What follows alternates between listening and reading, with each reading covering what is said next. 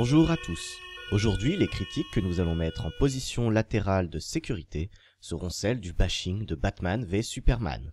Alors le bashing de Batman v Superman, c'est un peu comme si une population de pseudo-critiques de mes couilles s'était fixé pour objectif ultime de tuer dans l'œuf toute créativité et prise de risque lorsque l'on parle de grosses productions hollywoodiennes.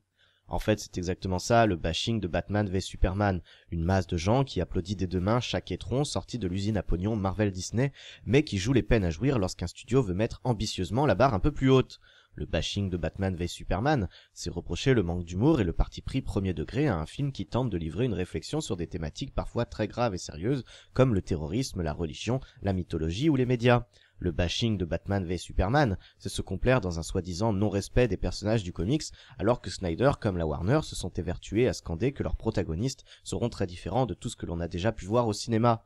Le bashing de Batman v Superman, c'est reprocher au film de n'avoir rien à raconter lors de sa première heure et demie, en faisant fi de toutes les discours et thématiques idéologiques intéressantes qui y sont développées.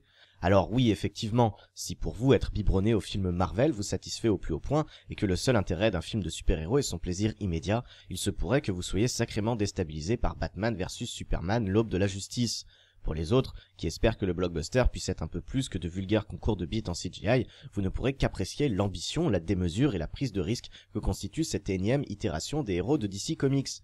Parce qu'effectivement, si l'on veut être un tant soit peu objectif, il est vrai que le film possède de nombreux défauts. Mais finalement, il n'y a aucun de ces défauts qui ne se retrouve pas dans n'importe quelle autre production estampillée Marvel. Heureusement, il y a fort à parier que tous ces défauts, notamment ceux de montage et scénaristique, se retrouveront gommés lors de la version Extended classée R qu'il me tarde de découvrir en Blu-ray.